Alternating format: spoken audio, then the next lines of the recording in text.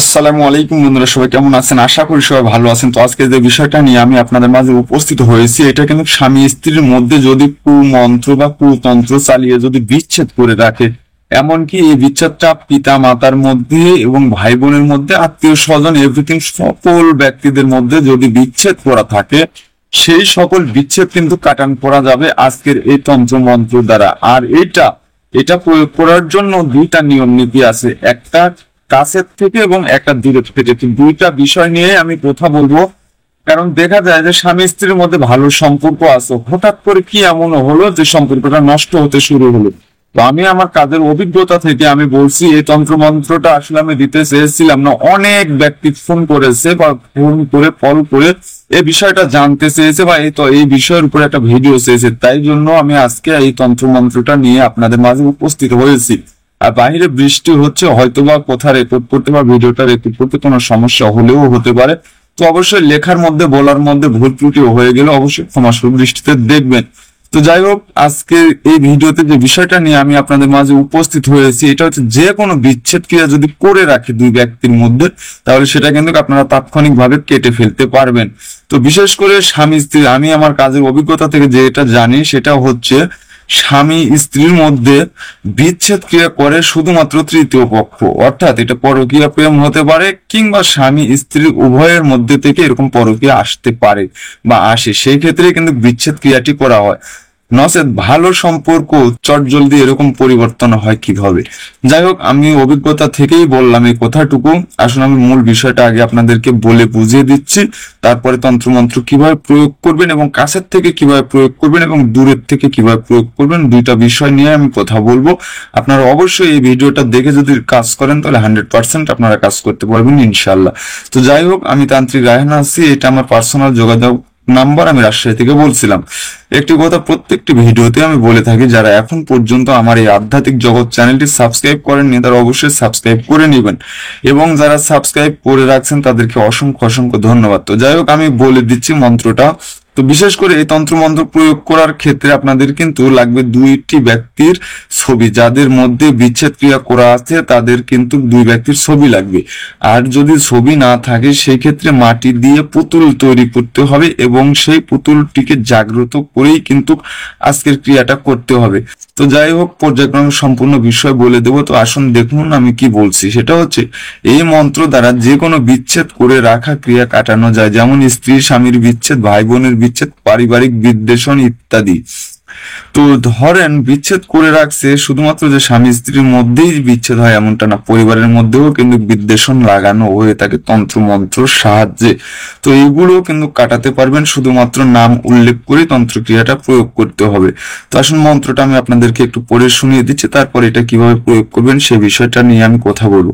তো মন্ত্রটা হচ্ছে, গুরু কৃপা ব্রহ্মা অবতার রূপী বান, কেটে নিলাম মুখে অতি কুদ্দে বিচ্ছেদ কাটে, আকাশের তারা কাটি, ফকিরের কুমন্ত্র কাটি, অমুক অমুকের মধ্যে বিচ্ছেদ চালানি বান কাটি, কাঠ বাবা কাটরে, রামের বানে কাটরে, অমুক অমুকের চোখে মুখের বিচ্ছেদ বান কাটরে, হারে হারে নারীতে নারীতে যেই বিচ্ছেদ বান আছে আলীর নামে কাটরে, অঙ্গে অঙ্গে বাক্যে বাক্যে যেই বিচ্ছেদ চলে সেই বিচ্ছেদ বান কাটরে, 29 হরফে করিয়া ভর বিচ্ছেদ বান তুই শেষ কর, শ্মশানে বসিয়া বেটা কুজ্ঞান করে, 29 হরফ ছাড়িলাম আমি অমুক অমুকের নামে, আছে যত বিচ্ছেদ বান কুফুরি কালাম, সব খাইয়া বিদায় দিলাম, ইয়া আলী ইয়া আলী ইয়া আলী।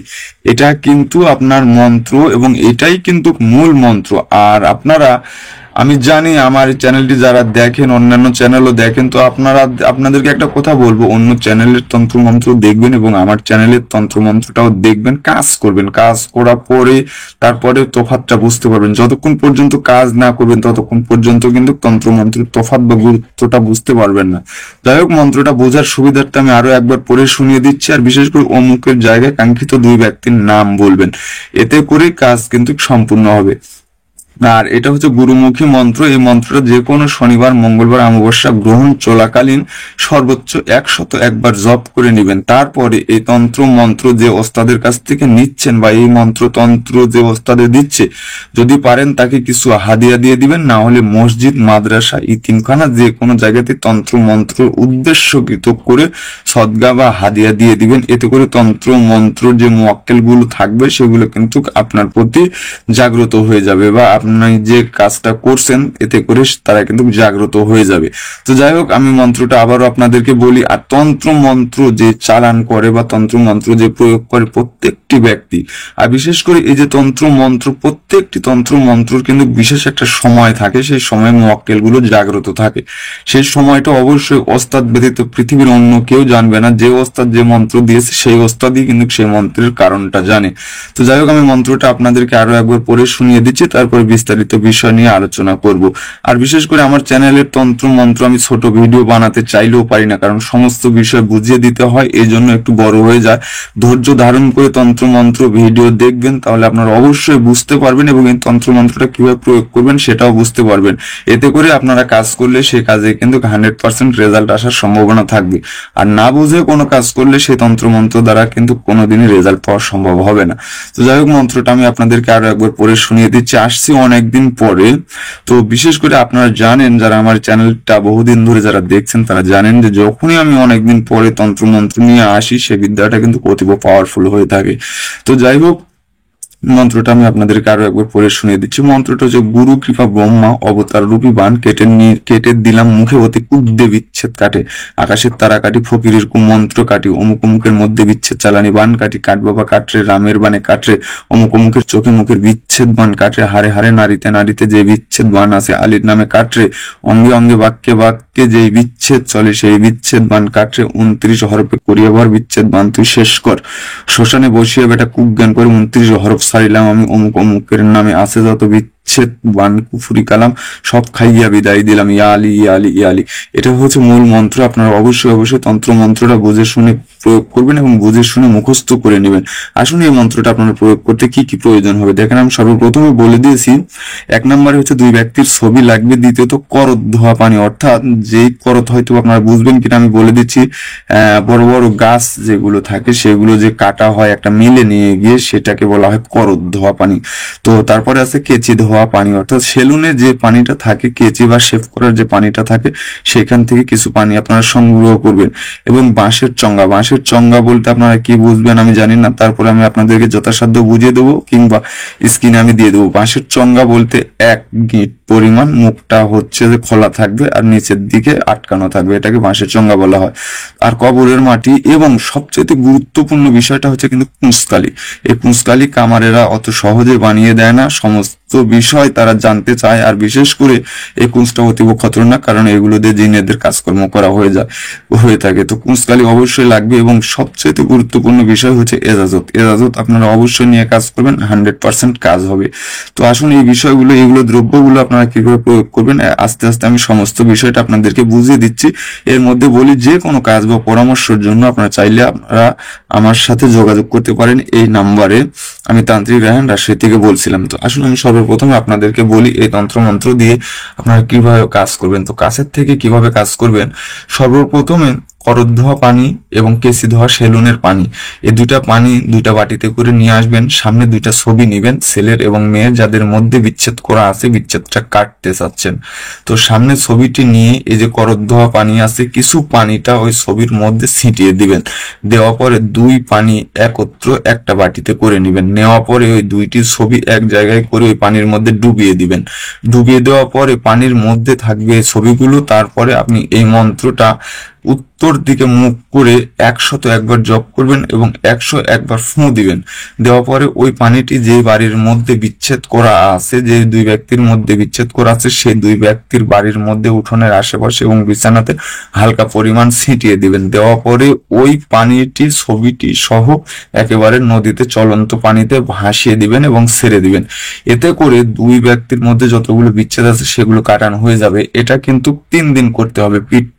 এটা হচ্ছে কাছের থেকে কর্ম করা হলে। আর যখন আপনারা দূর থেকে ক্রিয়া করবেন দূর থেকে যখন ক্রিয়া করতে যাবেন, দূর থেকে ক্রিয়া করাটা অবশ্যই কঠিন, তবে যারা তান্ত্রিক তারা কিন্তু দূর থেকে কাজকর্ম করে। তো এই জন্য দূর থেকে যেটা সেটা আমি বলে দিচ্ছি আপনারা, যে আপনারা যেহেতু ছেলে মেয়ের বাড়িতে যেতে পারবেন না, সেই ক্ষেত্রে আপনারা বিচ্ছেদ করবেন কি করে। সেক্ষেত্রে আপনারা বাঁশের চঙ্গাটা নেবেন, বাঁশের চঙ্গার মধ্যে দুই ব্যক্তির ছবি দিয়ে দিবেন, কবরের মাটি দিয়ে দিবেন এবং কেচি ধোয়া পানি এবং পরত ধোয়া পানি সমস্ত কিছু দিয়ে কুচকালিটা মধ্যে একেবারে পুঁতে দিবেন। দেওয়া পরে এই মন্ত্র যেটা আছে সেটা পড়ে দিবেন এবং এই এই যে ইয়ের মধ্যে আপনার বাঁশের যে চঙ্গাটা আছে, হ্যাঁ এই বাঁশের চঙ্গার মধ্যে কিছু ব্লেড অথবা এই যে হ্যাকসো ব্লেড, করত ব্লেড যেটা ছোটটা সেটা কয়েকটা দিয়ে দিবেন। দেওয়া পরে ওইটাতে মন্ত্র পতিত করে ওইটা বিশেষ একটা জায়গাতে পুঁতে রাখলে দেখবেন 1 ঘন্টার মধ্যে যত রকমের বিচ্ছেদ করা আছে সেগুলো কেটে যাবে। আমি তন্ত্র মন্ত্র দিয়েছি, নিয়ম নীতি যেটা সাধারণ মানুষ করতে পারবেন সেটা প্রথমে বলে দিয়েছি। আর দ্বিতীয় চালান ক্রিয়াটা বা দ্বিতীয় দূর থেকে যে ক্রিয়াটা করা হবে এটা অবশ্যই অবশ্যই তান্ত্রিকরা করবে। যারা তো যারা তান্ত্রিক তারা অবশ্যই এই বিষয়টা জেনে নিয়ে কাজকর্ম করতে পারবেন। যাই হোক, ভিডিওর মধ্যে বলতে যদি কোনো রকম ভুল ত্রুটি হয়ে যায় অবশ্যই ক্ষমাসুর দৃষ্টিতে দেখবেন, এবং লেখার মধ্যে যদি কোনো ভুল ত্রুটি হয়ে যায় ক্ষমাসুর দৃষ্টিতে দেখবেন, কারণ আমি ভিডিও আটকে কথা বলতে পারি না। এর জন্য আমার ভিডিওর মধ্যে হয়তো অনেকটা জড়তা আসে, তারপরে আমি একটা সাধারণ মানুষ হিসেবে সাধ্য মোতাবেক বোঝানোর চেষ্টা করি। যাই হোক, আজকে ভিডিওটা এ পর্যন্ত। সবাই ভালো থাকবেন, সুন্দর থাকবেন, সুস্থ থাকবেন। দেখা হচ্ছে পরের ভিডিওতে। খোদা হাফেজ।